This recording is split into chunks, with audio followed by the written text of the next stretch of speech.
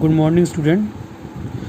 Class 12. Today I am going to start Indian economic development. Okay. Student, we have only economic subjects, macroeconomics, and other one is Indian economics development. देखिए students, हमारे पास जो है economics में CBSE board के according हम लोग को economics में दो बुक पढ़नी है। एक मैक्रो इकोनॉमिक्स जो ऑलरेडी मैं टीच कर रहा हूँ, और दूसरी हमारी पार्ट है ये इंडियन इकोनॉमिक डेवलपमेंट। ठीक है स्टूडेंट, इसमें एक चीज़ मैं पहले से बता देना चाहता हूँ आप लोग को कि देखिए स्टूडेंट, जो हम लोग को चैप्टर पढ़ना है, इसमें टोटल जो चैप्टर हैं आपकी इंडियन इकोनॉमी में, ये टोटल आपका कंटेंट्स दिया हुआ है। यहाँ टोटल 10 चैप्टर हैं। ठीक है, तो मैं आपको पहले बता देना चाहता हूँ कि इसमें जो चैप्टर हैं और मैक्रो इकोनॉमिक्स में हैं, ये दोनों को कंबाइन करके 40 मार्क्स का एग्ज़ाम में पुटअप करेंगे। मतलब ओवरऑल जो है 80 मार्क्स के क्वेश्चंस आएंगे, जिसमें से 40 मार्क्स आपके मैक्रो इकोनॉमिक्स से होंगे and other part is Indian economics, and the 40 marks question will be asked in a board examinations, and rest of 20 numbers will be a practical. Okay students, so आज मैं start करने आ रहा हूँ Indian economy का first chapter. उस पहला chapter का नाम है Indian economy on the eve of independence.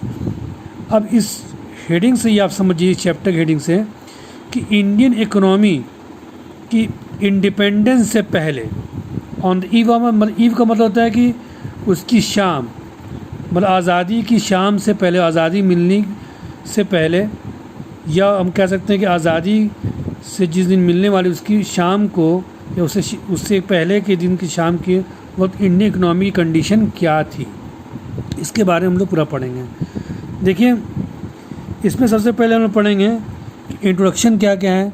ठीक है, अब इंट्रोडक्शन में आपको मैं ज़रा उस पर नहीं ज़्यादा फोकस करूँगा, सीधे हम कंटेंट्स पे आते हैं जो मेन पॉइंट है। पहला हमारा है ओरिजिन ऑफ ब्रिटिश रूल। हम लोग जानते हैं कि The British rule over India changed the course of history in India. The foundation of British Empire in India was laid by Battle of Plassey fought in 1757. देखिए, जो प्लासी का जो battle हुआ था, ये बंगाल में हुआ था सिराजुद्दौला के ज़माने में 1757 में। उसी टाइम जब है, उसी टाइम के ब्रिटिश ने पूरा इंडिया को टेक ओवर करना शुरू कर दिया था। ठीक है, तो मेन जो है इंडिया की जो हिस्ट्री जो चेंज होने वाली थी ब्रिटिश रूल के अकॉर्डिंग की कंसर्न में, ये 1757 के दौरान शुरू हो गई थी।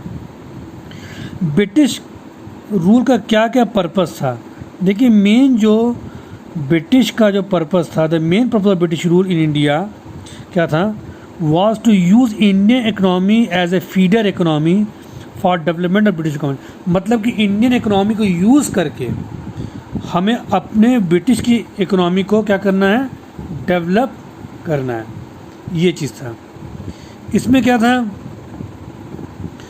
इसमें देखिए, इसमें ये था कि they exploited Indian natural as well as human resources for glory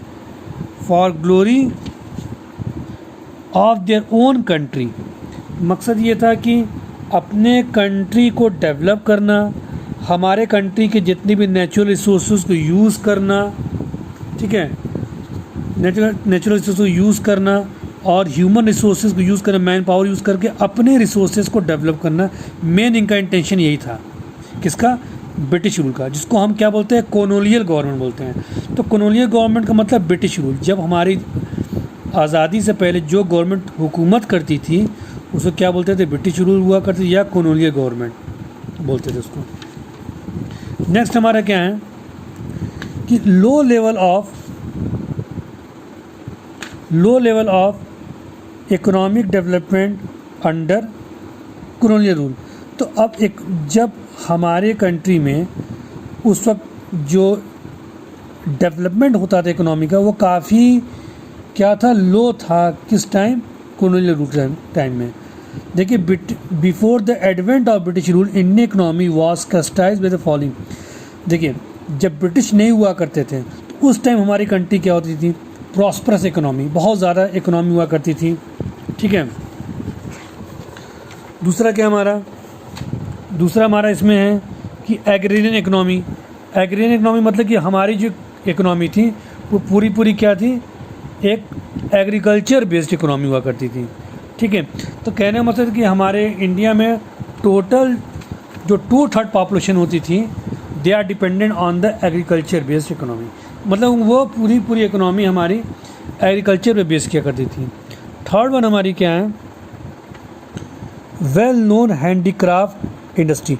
हमारे इंडिया में क्या थी कि बहुत अच्छी हैंडीक्राफ्ट इंडस्ट्री हुआ करती थी ना, जैसे कि fields of cotton, silk, textile, metals, precious stone works, ये तमाम चीज़ें काम होती थी।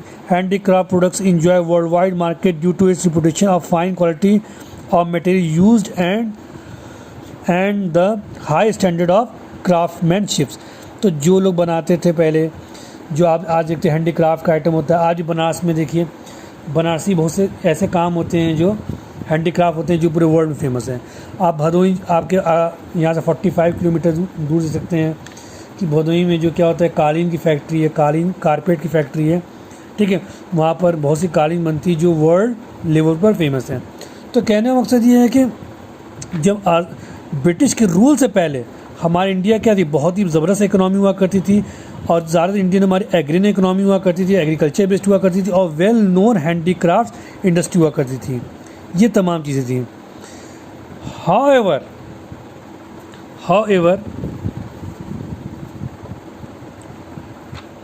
during the British rule, economic policy pursued by the colonial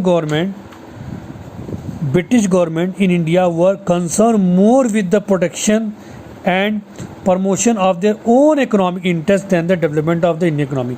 मतलब ये कह रहा है कि जैसे ही जब ब्रिटिश रूल आई तो उनका मेन फोकस क्या था कॉलोनियल गवर्नमेंट का, कि वो इंडिया की मतलब कि इंडियन इकोनॉमी को फोकस ना करके वो अपना प्रोडक्शन प्रमोशन करने चक्कर में पड़ गए।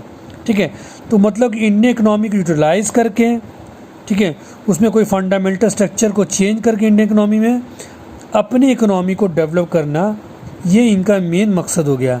They transform the country into supplier of raw materials and consumer of finished industry product from Britain. India से क्या करते थे, कम टैक्सेस पर क्या करते थे ये लोग, ब्रिटिश में रॉ मटेरियल को भेजते थे, वहाँ से फिनिश गुड्स खुद बना करके हमारे इंडिया में ही बेच देते थे। तो ये इनकी पॉलिसी हुआ करती थी, किसकी, ब्रिटिश रूल की, जो कॉलोनियल गवर्नमेंट हुआ करती थी। मतलब कहने का मतलब कि हमारी इंडियन इकोनॉमी को वो पूरी तरीके से यूटिलाइज करके इसको नेचुरल रिसोर्सेज को, उनके मैन पावर को, रिसोर्सेज को यूज़ करके अपनी इकोनॉमिक इंटरेस्ट को डेवलपमेंट करना और हमारी इंडियन इकोनॉमी को क्या करना, को डिस्ट्रॉय करना, ये मेन इनकी पॉलिसी हुआ करती थी। नेक्स्ट हमारा क्या है, लो level of national income per capita income. अब जाहिर बात है जब ब्रिटिश रूल हुआ करती थी तो क्या होती थी यहाँ पर कि the economic condition of notice can be जज with the data national income per capita income. However no sincere attempt was made by British government to estimate Indian national and per capita income. जब British government हुआ करती थी तो हमारे Indian की जो national income थी बहुत लो लेवल हुआ करती थी, पर कैपिटा इनकम क्या थी, बहुत कम हुआ करती थी। तो कोई भी इस पर फोकस नहीं करता, जिससे क्या हमारा देश क्या हो गया, काफ़ी गरीब होने लगा। हमारे कुछ इंडिविजुअल्स थे, जो हमारे इंडियंस थे, वो काफ़ी कुछ अटेम्प्ट किए, Dadabhai Naoroji, William Digby, Findlay, Shirras, V K. Rao and R C. Desai. But all this estimate produce conflicting and inconsistent result. इसमें मतलब कि बहुत ज़्यादा इन्होंने क्या किया कि इन्होंने बहुत को यूज़ किया, मतलब कि बहुत ज़्यादा इन्होंने फोकस किया कि हमारी इंडियन चीज़ डेवलप हो जाए। ये काफ़ी बड़े बड़े इंडस्ट्रियलिस्ट हुआ करते थे, लेकिन उसके बावजूद भी क्या इंडियंस मतलब कि जो हमारे जो अपने खुद के जो इंडस्ट्रियलिस्ट हैं वो बहुत कुछ ज़्यादा सपोर्ट नहीं कर पाए। However estimate of doctor raw on national and per capita incomes were considered very significant. जबकि डॉक्टर रॉ का जो नेशनल पर कैपिटा इनकम पॉलिसी हुआ करती थी ये काफ़ी असर थी हमारे इंडियन इकोनॉमी पर। Most of study revealed that countries growth of aggregate real output during the first of the century was less than 2%। मतलब 1950 तक हमारे देश की जो इकोनॉमी हुआ करती थी, ठीक है, वो कितनी ग्रोथ होती थी? सिर्फ 2% होती थी and only 0.5% growth in per capita output per year. एक साल में सिर्फ 0.5% हमारी क्या होती थी? सिर्फ पर कैपिटा ग्रोथ हुआ करती थी। ये किस टाइम है? ब्रिटिश के टाइम में। तो क्या हुआ करती थी? लो लेवल ऑफ नेशनल इनकम हुआ करती थी एंड पर कैपिटा इनकम काफ़ी लो हुआ करती थी। अब हमारा नेक्स्ट टॉपिक है एग्रीकल्चर। अब देखिए एग्रीकल्चर में क्या क्या है। एग्रीकल्चर देखिए during the pre British period the condition of Indian agriculture was not satisfactory. वो पूरा इंडियन जो हमारी एग्रीकल्चर जो सिस्टम हुआ करता था वो बहुत ही ज़्यादा अच्छी नहीं हुआ करती थी, ठीक है। Indian economy under British colonial rule was overwhelming rural and agriculture in characterise. Indian जो इकोनॉमी हुआ करती थी ब्रिटिश के टाइम में, वो बहुत ज़्यादा क्या करते, उसको यूज़ करते थे ये लोग, उसका मिसयूज़ करते थे, और जो डेवलपमेंट होना था एग्रीकल्चर वो पूरी तरीके से नहीं हो सका। Nearly 85% of the country population lived mostly in village में रहते थे एंड डिराइव्ड लिवलीहुड्स डायरेक्टली और इनडायरेक्टली फ्रॉम एग्रीकल्चर। ज़्यादातर हमारी कंट्री की पॉपुलेशन क्या करती, वो गांव में हुआ करती थी, ठीक है, और वो ज़्यादा किस पर बेस हुआ करती थी? डायरेक्टली एग्रीकल्चर पे ही बेस किया करती थी। तो जो हम यहाँ तक कि जो हमारी लार्ज पॉपुलेशन हुआ करती थी, इवन लार्ज जो प्रोपोर्शन ऑफ पॉपुलेशन हुआ करती थी वो ज़्यादा कहाँ इंगेज थी? एग्रीकल्चर पर। The country was not self sufficient in food and raw material for industry. जबकि हमारी जो इंडस्ट्री हुआ करती थी जो हमारी कंट्री की, वो उसको उतना भी जो हमारे अदर पार्ट जो हमें रॉ मटेरियल मिलना था इंडस्ट्री के लिए या सेल्फ सफिशिएंट फूड हुआ वो भी नहीं मिल पाती थी। तो जो एग्रीकल्चर हुआ करता था, सिस्टम हुआ था जो British period during the pre British period में, वो काफ़ी अच्छा हुआ करता था। लेकिन पॉपुलेशन हमारी इंडिया की इतना ज़्यादा था कि हमारे इंडियन जो एग्रीकल्चर को मिसयूज़ करने लगे ब्रिटिशर्स, और हमारी जो 85% पॉपुलेशन है वो हमारी विलेजेस पर ज़्यादा क्या करती थी? डिपेंडेंट हुआ करती थी, ठीक है, डायरेक्टली इनडायरेक्टली, ठीक है। इवन जो लार्ज पॉपुलेशन ऑफ जो पॉपुलेशन हुआ करती थी एग्रीकल्चर में, वो क्या थी? उनको इतना ज़्यादा भी फूड नहीं मिल पाता था, और बहुत कुछ जो रॉ मटेरियल है वो इंडस्ट्री को नहीं मिल पाता था। Main reason of stagnation of agriculture sector क्या था? मेन कारण क्या था? स्टैग्नेशन मतलब रुकावट। मेन क्या स्टैग्नेशन था एग्रीकल्चर में सेक्टर में? तो पहला क्या था? Land settlement system. इंडिया में लैंड सेटलमेंट सिस्टम बहुत प्रॉब्लम हुआ करती थी। Most of important reason for stagnation in agriculture sector was introduction of the zamindari system हुआ करता था। तो कॉलोनियल गवर्नमेंट में क्या हुआ करता था? एक जमींदारी सिस्टम हुआ करता था। Under this system profits acquiring output agriculture sector went to zamindars in the form of lagan. मतलब कि पूरा जो खेत हुआ करता था उस पर ज़मींदारों का कब्ज़ा हुआ करता था। ज़मींदार क्या कहते थे कि आप अपने खेतों में जो उगाएंगे उसका इतना % क्या देंगे? टैक्स देंगे, लगान देंगे, ठीक है। जिसकी वजह से क्या होता है कि जितना खेतों पर कंट्रोल होता था वो ज़मींदारों को होता था। तो उनको क्या करना पड़ता था? ज़मींदारों को जो किसानों से क्या लेना पड़ता, उनको टैक्स लेना पड़ता, लगान के रूप में टैक्स लेना पड़ता था, जो उनको पे करना पड़ता किसको? फर्दर आगे कॉलोनियल गवर्नमेंट को। द मेन इंटरेस्ट जमींदार वॉज ओनली टू कलेक्ट लगान regardless of the economic condition of the cultivator. इससे क्या होता था कि जो लगान वसूल करते थे, और वो उनकी इकोनॉमिक कंडीशन जो कल्टिवेटर होते थे, जो खेती करने वाले होते थे, उन पर ज़्यादा फोकस नहीं करते थे ज़मींदार। The dates for depositing specified sum of लगान to British government were also fixed. और बाकायदा एक तारीख बन जाती थी कि आप इतना लगान ब्रिटिश गवर्नमेंट क्या करेंगे? इस डेट को फिक्स रेट में इतना जमा करेंगे। फेलिंग विच द जमींदार वर टू लूज द राइट। अगर आपने इस तरह का फेल हो जाएंगे, अगर आप कल्टीवेटर से लगा नहीं ले पाएंगे ज़मींदार वाले लोग, तो उनको ज़मींदारी से उनकी जो राइट्स को गवर्नमेंट की कॉलोनियल गवर्नमेंट क्या करती थी, उनको हटा देती थी। तो एक तरह देखा जाए कि इसमें जो ब्रिटिशर्स होते थे, उसके बाद ज़मींदार होते थे और कल्टीवेटर्स थे। तो जो ज़मींदार होते थे बिचौलियों का काम करते थे, ये टैक्स वसूलते थे किससे, किसानों से, और किसान इनको देते थे, ये उठाकर किसको, ब्रिटिश या कॉलोनियल गवर्नमेंट के वो देते थे। कमर्शलाइजेशन ऑफ एग्रीकल्चर, उसके बाद क्या हुआ, commercial agriculture means production of crops of sale in market then other self consumption. मतलब क्या होने लगा कि सेल्फ कंजम्पशन को कम करके क्या होने लगा कि मार्केट में ज़्यादा क्या कर सकें, हम एग्रीकल्चर प्रोडक्शन ज़्यादा कर सकें, मार्केट में बेच सकें। During the British rule farmers were given higher price for producing cash crop like cotton and jute. However, it did not improve the economic condition of farmers because instead of producing food crops, they were producing cash crop, which were to be ultimately used by British government. अब ये क्या होता था कि during British rule क्या होता था, farmers को क्या हायर प्राइस मिलता था, क्या कि आप कैश क्रॉप को प्रोड्यूस करिए, जैसे कॉटन कीजिए, जूट कीजिए, ताकि गवर्नमेंट देती थी, लेकिन वो अपनी इकोनॉमिक कंडीशन को इम्प्रूव नहीं कर पाए। दिखा है ना कि however this did not improve the economic condition of farmers because instead of producing food crop, उनको फूड क्रॉप्स पे ज़्यादा फोकस करने को नहीं बोला गया था। किस पर ज़्यादा फोकस बोला गया था, ज़्यादा फोकस उनको कैश क्रॉप, जिससे कि ज़्यादातर ये क्या कर सके, जूट और कॉटन का प्रोडक्शन कर सके और ब्रिटिशर्स को बेच सके। ठीक है, they were producing cash crop which were be ultimately use by British industry, जो ब्रिटिश इंडस्ट्री को काफ़ी फ़ायदा होता था। मतलब कि जूट और कॉटन ये ज़्यादा प्रोडक्शन करते थे, कम रेट में इनको देना पड़ता था।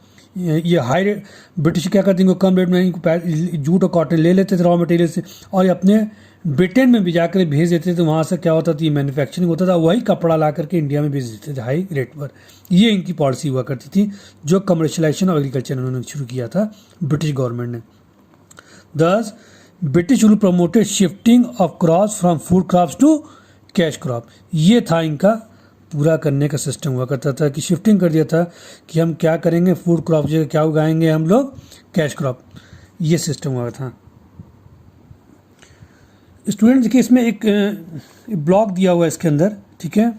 इसमें ये बहुत इंपॉर्टेंट चीज़ दिया है कि आखिर कमर्शलाइजेशन की वजह से क्या हुआ था कि जो फेमिनाइंस होगी, फेमिनाइन मतलब भूखमरी आ गई इंडिया में। ब्रिटिश गवर्नमेंट क्या करती थी, एग्रीकल्चर वॉज कमर्शलाइज, मतलब एग्रीकल्चर को कमर्शलाइज कर दी थी ताकि हमारी जो रॉ मटेरियल ज़्यादा प्रोडक्शन कर सकें, जैसे कि मान लीजिए कि जूट आपका कॉटन होकर ज़्यादा प्रोडक्शन कर सकें ताकि ब्रिटिश भेजा जा सकें।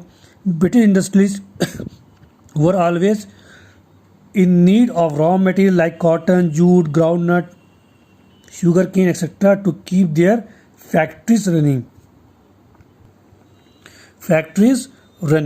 तो ये तमाम चीज़ ताकि अपनी फैक्ट्री रन कर सके, इस पर ज़्यादा फोकस किया। वो क्या करते थे, बाय ऑफरिंग हाई प्राइस देते थे। Indian peasant were attracted to production of commercial crops institute of food का, मतलब ज़्यादा इंडियन पीजेंट जो फार्मर्स हुआ करते थे उनको हाई प्राइस पर क्या करते थे, वो फूड क्रॉप्स को बेचते थे। ठीक है, लेकिन ना by offering high price the Indian peasant were attracted to production of commercial crops instead of food crops. मतलब कि वो थोड़ा पैसा ज़्यादा दे देते थे, किसको, किसान को दे देते कि आप फूड क्रॉप्स को मत प्रोडक्शन कीजिए, आप कौन सा प्रोडक्शन कीजिए, कैश क्रॉप कीजिए। तो जिसकी वजह से क्या बेचारे किसान मजबूरन में क्या करते थे, ये फूड क्रॉप्स को न उगा करके, खेती करके ये कैश क्रॉप की करते थे। जिसकी वजह से क्या हुआ कि धीरे धीरे क्या हुआ कि पीजेंट जो थे उनको जो एग्रीकल्चर जो फूड क्रॉप्स को होता था वो काफ़ी कम होने लगा। उनको जाकर शहर से, टाउन से ख़रीदना पड़ा अपनी रिक्वायरमेंट फुलफिल करने के लिए, लिवलीहुड्स के लिए। और धीरे धीरे क्या हो गया कि this fall in production of food crop से क्या होने लगा कि धीरे धीरे क्या पूरे इंडिया में क्या हो गया, एक भूखमरी आने लगी थी। किसके दौरान, ब्रिटिश टाइम के, कॉलोनियल गवर्नमेंट के टाइम में। तो ये एक था इनका कमर्शलाइजेशन करने का तरीका। नेक्स्ट हमारा क्या है कि नेक्स्ट हमारा ये है कि लो लेवल ऑफ प्रोडक्टिविटी। अब लो लेवल्स ऑफ टेक्नोलॉजी क्या था कि low level of technology lack of irrigation facilities and negligible use of fertiliser result in low level productivity. अब ब्रिटिश गवर्नमेंट क्या करती थी, टेक्नोलॉजी बहुत ज़्यादा यूज़ नहीं करने देती थी, बहुत लो लेवल टेक्नोलॉजी हुआ करता था, इरिगेशन की फैसिलिटीज़ नहीं होती थी, बहुत ज़्यादा उनको फर्टिलाइज़र पर ध्यान नहीं दिया जाता था, जिससे क्या होता उनकी प्रोडक्टिविटी बहुत काफ़ी कम हो गई। ठीक है, the cultivator had neither means nor any incentive, कोई इंसेंटिव नहीं मिलता था एग्रीकल्चर के लिए, ज़मींदार के लिए कोई रूट्स नहीं हुआ करते थे विलेज में पहुंच करके, ताकि वो क्या कर सकें, ब्रिटिश जो पैसा खर्चा करी एग्रीकल्चर पर वो ज़्यादातर टेक्निकल और मास एजुकेशन पर वो बढ़ावा दे सके, इस टाइप का कोई काम न सका। The zamindar had no roots in the village while the British rule spend little on agriculture technicals and mass education. मतलब कि ज़मींदार का कोई रूट नहीं होता, कोई ज़रिया नहीं होता था कि जो किसानों तक पहुंच सके, और जिसकी वजह से क्या हुआ कि जो ब्रिटिशर्स थे वो ज़्यादा एग्रीकल्चर, टेक्निकल और मास एजुकेशन पर ज़्यादा फोकस नहीं कर पाए। All this made difficult introduction modern technology which cause a perpetually low level of product, जिससे क्या होगा धीरे धीरे इंडिया में क्या होने लगा कि मॉडर्न टेक्नोलॉजी की कमी होने से वहाँ पर क्या प्रोडक्टिविटी काफ़ी कम हो गई। इसके बाद क्या होगा, स्कार्सिटी ऑफ इन्वेस्टमेंट। इंडिया में क्या था, India agriculture was facing scarcity of investment in terracing, food control and drainage. Although some farmers change their cropping patterns from food crops to commercial crops, a large section of tenants, small farmers and sharecroppers neither had resources and technology nor to incentive to invest in agriculture. अब India में क्या हो गया कि बहुत ज़्यादा जो है, जो पहाड़ों पर खेती हुआ करती थी, ठीक है, जो फ्लड को किस तरह कंट्रोल करना, कि ड्रेनेज सिस्टम बनाना, तो इंडियन फार्मर पास उस टाइप का कोई पैटर्न था ही नहीं, मतलब कोई टेक्नोलॉजी नहीं थी उसको जिस तरह कंट्रोल किया जाए, फ्लड कंट्रोल किया जाए, ड्रेनेज सिस्टम कंट्रोल किया जाए। तो मजबूरन उनको क्या करना पड़ता, फूड क्रॉप की जगह उनको क्या करना पड़ता था, कमर्शियल क्रॉप को ही करना पड़ता था।